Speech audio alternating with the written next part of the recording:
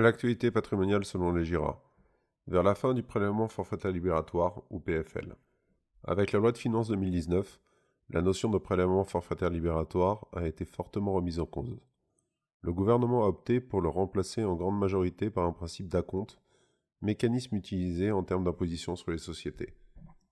Doit-on y voir une volonté de l'administration fiscale de laisser aux contribuables de nouvelles possibilités de faire des erreurs en leur défaveur?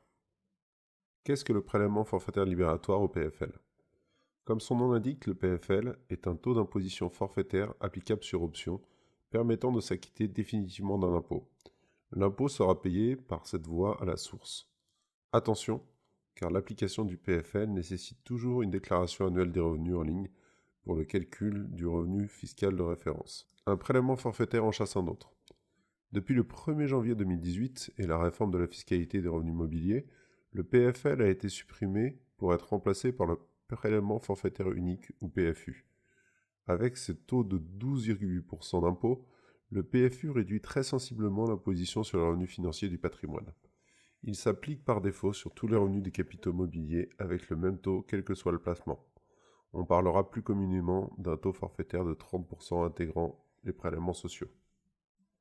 Tous les revenus des capitaux mobiliers rentrent dans le champ d'application du PFU. Seules exceptions permettant encore d'opter pour le PFL, le rachat des contrats d'assurance vie de plus de 8 ans, sous condition. Dans ce cas précis, le contribuable aura la possibilité de choisir l'application d'un taux de 7,5% d'impôt, ou alors qu'il soit soumis au barème progressif. Autre cas de figure, le versement libératoire de l'impôt pour les micro-entreprises. On parle souvent à tort de PFL dans le cadre du paiement de l'impôt pour les entrepreneurs, même si c'est un abus de langage. Dans les faits, le versement libératoire de l'impôt a les mêmes effets que PFL, puisqu'il libère le contribuable de l'impôt sur ce type de revenu. Le paiement de ce versement s'effectue lors de la déclaration de revenus URSSAF sur la base du taux de barème suivant. 1% du CA pour les entreprises de vente, 1,7% pour les prestations de services, 2,2% pour les bénéfices non commerciaux. Comme tous les prélèvements d'impôt, le versement libératoire de l'impôt n'exonère pas le contribuable d'effectuer une déclaration de revenus en reprenant les revenus perçus. Ce report sert notamment pour déterminer le revenu de référence du contribuable ainsi que son taux d'imposition. À ce titre, pour avoir le droit au versement libératoire, il faut respecter les conditions de ressources suivantes. PFU versus PFL. La différence fondamentale entre le prélèvement forfaitaire unique et le prélèvement forfaitaire libératoire. Le PFU est un mécanisme d'acompte d'imposition, contrairement au PFL qui permettrait au contribuable de s'acquitter immédiatement de l'impôt. Pour valider définitivement le choix du PFU ou de la flat tax, le contribuable devra lors de sa déclaration d'impôt annuelle valider son implication en choisissant la bonne case. Le choix du PFU concerne l'ensemble des revenus mobiliers d'une année du foyer fiscal.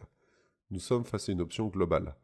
Il est donc primordial de valider le fait qu'il soit plus opportun de choisir un système ou un autre par des simulations, surtout si les sources de revenus sont diverses. Vers la fin totale du PFL, dernier bastion de la fiscalité dérogatoire des revenus de l'assurance vie, le prélèvement forfaitaire libératoire de 7,5% pourrait connaître ses derniers jours sur l'autel de la simplification.